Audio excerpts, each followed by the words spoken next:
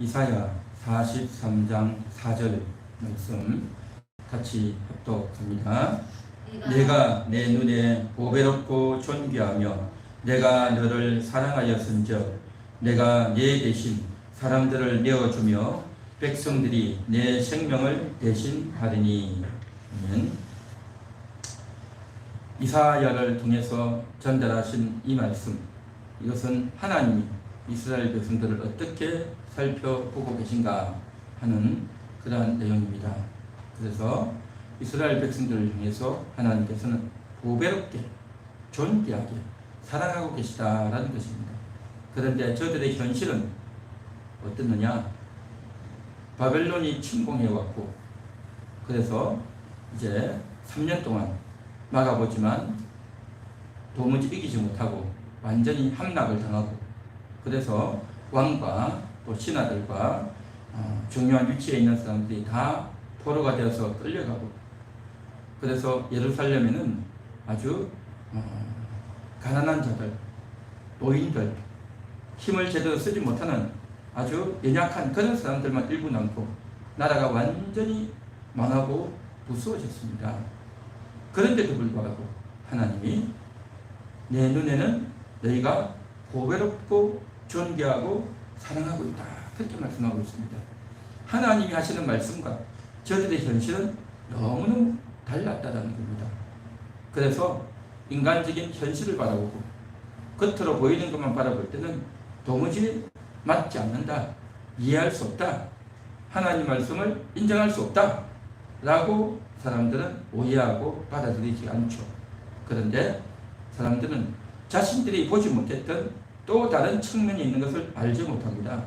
4절에 보면 하반절에 이렇게 말합니다. 내가 내 대신 사람들을 내어주며 백성들이 내 생명을 대신하리니 라고 했습니다. 이게 무슨 말일까요? 그때 당시 바벨론이 지금 이스라엘을 치러 오는데, 그때 치러 온 큰 목적은 뭐였냐면 애굽을 부수기 위함이었던 겁니다. 그래서 여러 과정들을 생략하고 핵심만 이야기하면, 바벨론이 쳐 내려오면 가나안 지역에 있던 아람이나 또 이스라엘이나 뿐만 아니라 저 밑에 있는 애굽까지 한꺼번에 치기 위해서 내려왔다라는 것입니다. 그래가지고 어떻게 되어지느냐? 애굽 군대를 완전히 박살을 내버립니다. 그리고 애굽 밑에 있는 이디오피아 군대까지 완전히 부숴버려요. 그래가지고 그들을 완전히 박살내고 부숴버리는 바람에 바벨론의 군대가 이기긴 했지만 굉장히 힘을 잃어버리고 많이 소진을 하는 겁니다. 그래서 지금 유대 나라가 망하긴 했지만 바벨론도 굉장한 손실을 입게 되는 겁니다. 그래서 저들 가운데 있던 아주 포악하고 날카롭고 대단한 힘을 가진 그러한 자들을 지금 애국 군대와 전쟁을 하면서 완전히 망하게 해버렸단 말이죠. 그래서 이 애국 군대가 어떻게 되어지느냐? 애국이 이스라엘을 보호하고 지켜줄 것 같이 그렇게 얘기했는데, 그들의 강력한 힘이 애국에게 그리고 그 밑에 있던 구스 이디오피아 나라에 완전히 타격이 되어버린 겁니다.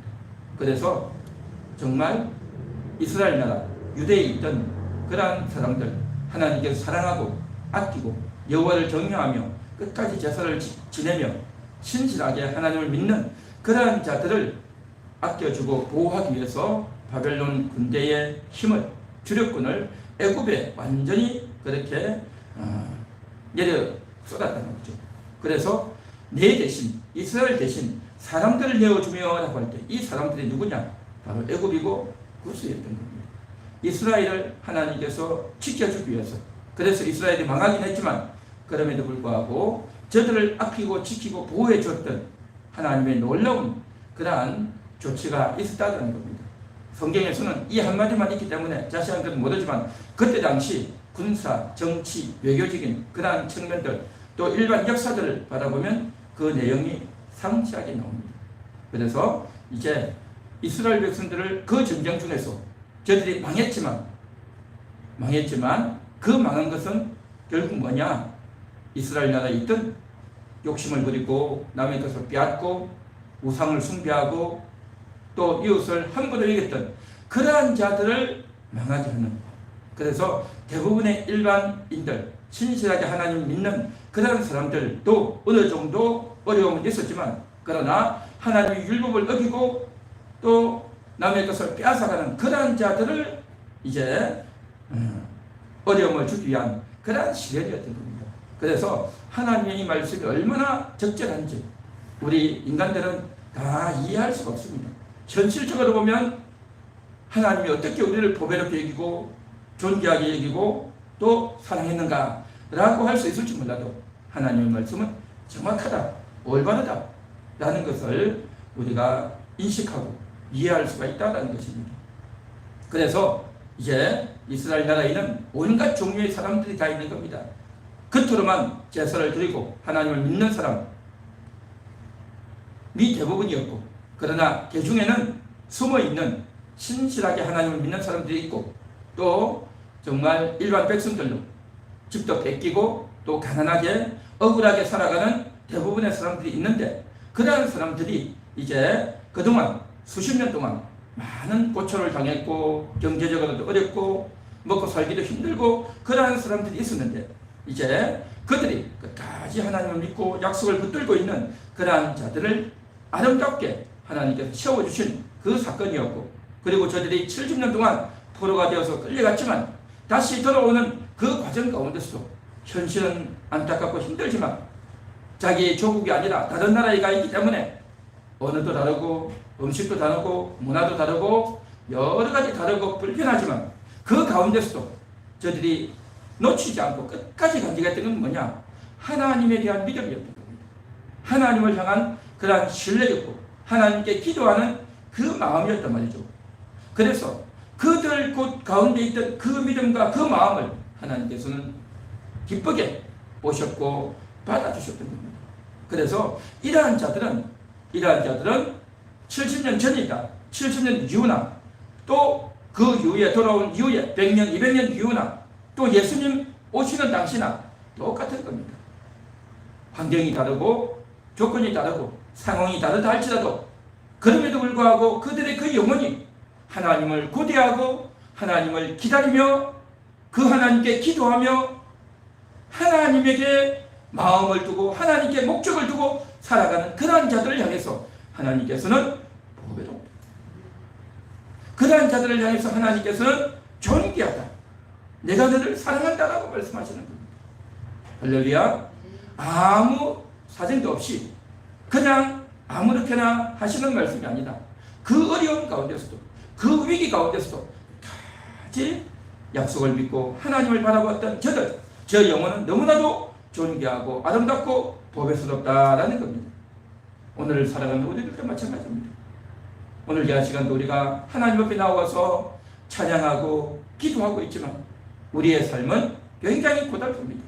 어려운 일들이 많이 있고 또 육신이 고달프고 날씨도 덥고 코로나 상황으로 인해서 많은 사람들이 또다시 코로나가 확진되며 또 위중증이 사망자가 늘어가고 있는 이 상황, 앞으로 더 많이 그것이 또 확장되고 어려움이 또다시 올 것입니다. 또 경제적인 큰 위기와 대공황이 다가오는 이 상황이 지금 전초전이 약간의 정체들이 보이는데 아마 내년부터는 엄청난 일들이 마구마구 터져 나올 것입니다. 이런 여러 가지 어려운 상황 가운데서도 우리가 믿음을 준비하고 하나님과 동행하는 것, 하나님께 기도하는 것, 그 죽을 것 같고 망할 것 같고 내가 살아야 될 이유를 모를 그러한 순간이 오는 겁니다. 내가 살아야 될 이유가 뭐냐 말이죠. 그런 여러 가지 돈도 없고 수입도 없고 내가 그동안 누렸던 그동안 내가 했던 것들을 다 할 수가 없을 그러한 지경이 오는 겁니다. 바로 그 순간이 오더라도 우리가 무엇을 바라봐야 됩니까? 하나님을 바라봐야 되는 겁니다. 우리에게 필요한 의식주, 먹을 것, 입을 것, 쓸 것은 내가 수입이 없어서 더 이상 그러한 물품이 공급되어지지 않고 여러 가지 답답하고 어려운 일이 온다 할지라도 하나님이 채우십니다. 하나님이 공급하십니다. 이것을 끝까지 붙들고 주님이 약속하셨던 그 말씀 뭡니까? 무엇을 먹을까 마실까 입을까 염려하지 말라. 너희는 먼저 그의 나라와 그의 의를 구하라 라고 했는데, 그의 나라가 뭡니까? 하나님의 나라.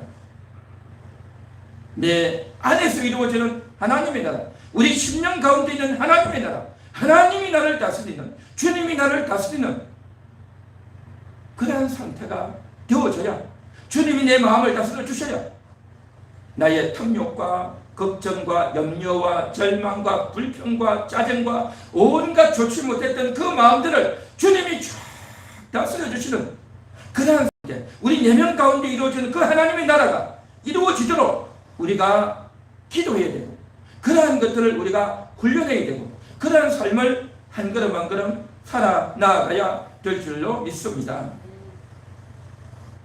이게 우리 가운데 반드시 있어져야 되는 겁니다. 이러한 훈련들이 되어진 사람과 훈련이 안 되어진 사람은 어려움이 오면 너무너무 대처 방식이 다르죠. 너무너무 정말 차이가 나는 그런 삶이 될 수밖에 없단 말이죠. 그래서 이제 그러한 삶으로 한 걸음 한 걸음 나아가야 되는데, 그래서 하나님 말씀을 믿고 하나님이 나를 보배롭다 얘기했어. 하나님이 나를 존귀하다고 했어. 하나님을 사랑하고 계셔. 나는 이 말씀을 듣고 들어서 이 말씀에 세뇌되어져서 아 그렇습니다 하고 달려나가야 되는 줄 믿습니다. 북한에 가면 어린아이 때부터 유치원을 보내요. 타가수를 보내죠. 한국식으로 말하면 유치원, 초등학교, 중학교, 고등학교, 대학교를 가는데 곳곳마다 저들은 뭘 배우느냐? 김일성에 대해서 배워요. 수령님 해가지고, 수령님이 어떤 분인지에 대해서 기가 못이 박히도록 초등학생 수준에 맞게, 중학생 수준에 맞게, 고등학생 수준에 맞게, 대학생 수준에 맞게 배웁니다. 그리고 그걸 달달달달달 배워요. 정말 귀찮을 정도로 배우고, 그리고 10년 1월 1일이 되면 수령에 10년사가 있어요. A4 용지 한 3페이지 정도 되는 그 10년사를 하면요, 그 10년사 다 외워야 돼. 그러니까 그런 데서 그렇게 훈련받고, 그리고 그곳에서 사회주의가 얼마나 위대한가, 수령님이 얼마나 위대하고 고마운 분인가, 그런 것들을 태어나서부터 죽을 때까지 훈련합니다. 뿐만이 아니에요. 매주 토요일 되면 모든 학교에서 또 모든 직장에서 뭐 각 동네마다 다 뭘 하느냐면 토요일마다, 매주 토요일마다 모여가지고 호상비판이라는 거예요. 호상비판. 그래서 수령님의 말씀 해가지고 김일성 책이 있어요. 그 수령님의 말씀에 의뢰하면 나는 이번 한 주간 동안 이러이러한 부분에 미흡했습니다 하고 자아비판을 해야 돼. 자아비판. 자기 고백을 하고, 그 다음에 이제 어떻게 하냐면 그 모여있는 사람들에게 이 동무는 수령님의 말씀을 얘기해서 이게 잘못했지 않소? 하고 또 비판을 해야 돼요. 그래 자기 비판하고 남 비판을 해야 돼요. 이게 바로 자아 비판이고 호상 비판인데 그걸 한단 말이죠. 매주 토요일마다. 그러니까요, 사람들이 완전히 피가 마르는 거예요. 늘 교육받고 또 그것을 가지고 근거해서 자아 비판, 남을 비판하면서 서로 비판하고 감시되어져서 산단 말이죠. 이것을 가리켜서 우리 대한민국에서는 이걸 뭐라고 말하느냐? 세뇌 교육이다라는 겁니다. 세뇌 교육. 뇌를 완전히 이제 엉뚱한 것을 가지고, 거짓 것을 가지고 거짓 교육을 시켜서 사람을 철저하게 굴복시키는, 정신적으로 노예화 만드는, 요즘 심리학적으로 나오는 용어 중에 그런 거 있죠. 가스라이팅이죠. 완전히 대대적인 가스라이팅을 그렇게 해나가는 겁니다. 그래서 정말 저들은 거짓된 교육을 또 허구를 가르치고 배워서 그것이 옳은 줄 알고 사회주의 나라가 최고의 나라고 제일 행복하고 세상에 부러울 것이 없는 그런 나라다라고 듣고 배워서 죽을 때까지 그렇게 인식하고 있는 겁니다. 그런데 우리는 진짜잖아요. 진실하지 않습니까? 거짓이 아니라 진실한 복음이고, 잘못된 것이 아니라 참되고 진실이고 영적인 사실, 영적인 팩트가 있는 그러한 주님의 음성이고 복음이고 성경의 말씀 아닙니까? 성경은 어디도 거짓이 없고 잘못된 것이 없고 이 세상에 어떤 진리와 가치와 학문과 과학과 어떤 책과 어떤 이론과 어떤 사상과 어떤 종교와 어떤 철학보다도 위대하고 탁월하고 참 진리가 바로 성경이고 하나님의 말씀인 줄 믿습니다. 이 하나님의 말씀, 이 참된 말씀을 우리가 날마다 읽고 그것을 묵상해서 그 말씀을 날마다 내 마음속에 새기고 읽고 새겨서 내 뇌 속에 넣어서 하나님이 나를 보배롭게 보시는구나, 하나님이 나를 존귀하게 보시는구나, 하나님이 나를 사랑하시는구나, 이 말씀을 읽고 듣고 기도하고 기도해서 그 말씀이 내 속에서 살아 움직이도록 끊임없이 작업해 나가야 될 그러한 책무가 바로 우리에게 있다는 것입니다. 저 북한에서는 강압적으로 교육을 하잖아요. 학교에서 억지로 교육을 해요. 그러니까 예를 들어서 대학을 가려면요, 딴 거 필요 없어요. 김일성의 그 수령 역사에 대해서 달달달 다 외워야 돼요. 우리 한국처럼 사지선다의 물건 질문이 아니에요. 그냥 종이 한 장 주고 A4지 같은 거, A4지보다 더 큰 거, 2배 큰 거 있죠. 그러한 것들을 딱 줘가지고 앞뒤로 쓰는 거예요. 그냥 수령 역사에 대해서 다 쓰는 겁니다. 그냥 다 주관식이에요. 그걸 가지고 쓰는 거예요. 그러니까 속에 다 들어있단 말이죠. 그걸 쓸 때 엉뚱한 단어, 엉뚱한 형용사, 엉뚱한 것 절대 못 써요. 거기 있는 그대로 외워가지고 그대로 써야 돼요. 그냥 그러한 교육을 받아왔고 그걸 믿고 그렇게만 살기 때문에 저들은 북한을 절대 떠나가지 못합니다.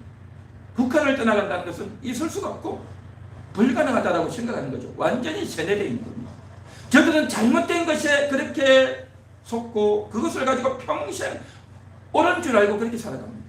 그러나 우리는 하나님의 말씀을 듣는데 저들은 강압적으로 억지로 그렇게 하지 않으면 안 되도록 해서 그 교육을 받지만 우리는 강제가 아니라 자발적으로 하는 겁니다.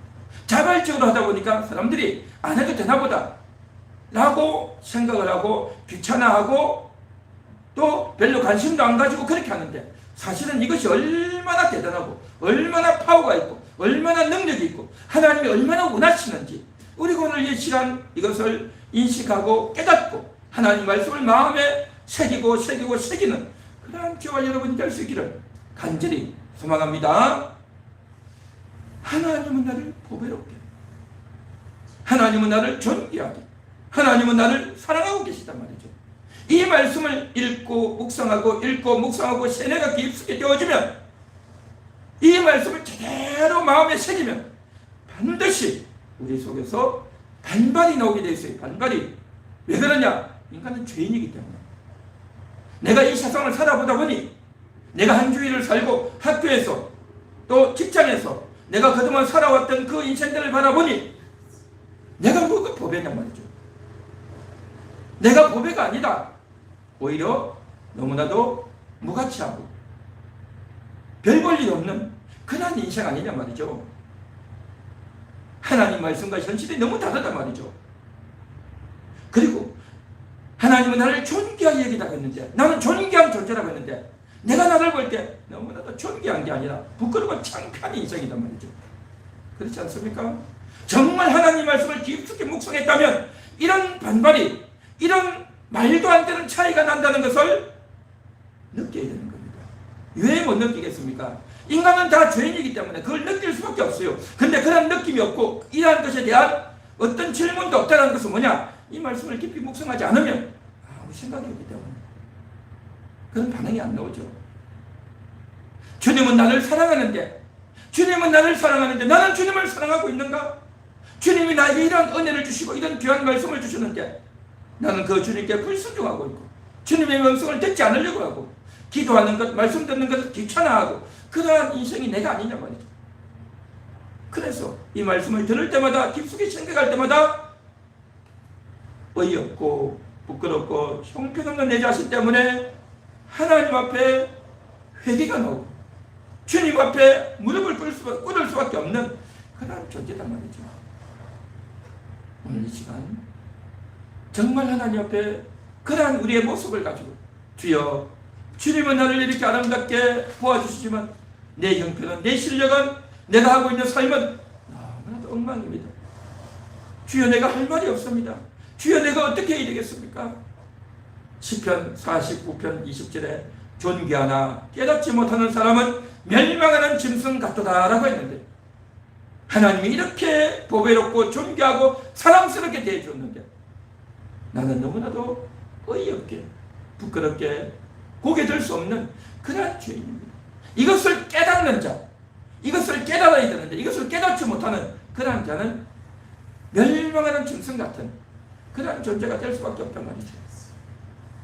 하나님은 우리를 보존사로 여겨주셨는데, 그러나 우리의 삶은 무부불, 무가치하고 또 부끄럽고 불순종하는 그런 인생이란 말이죠.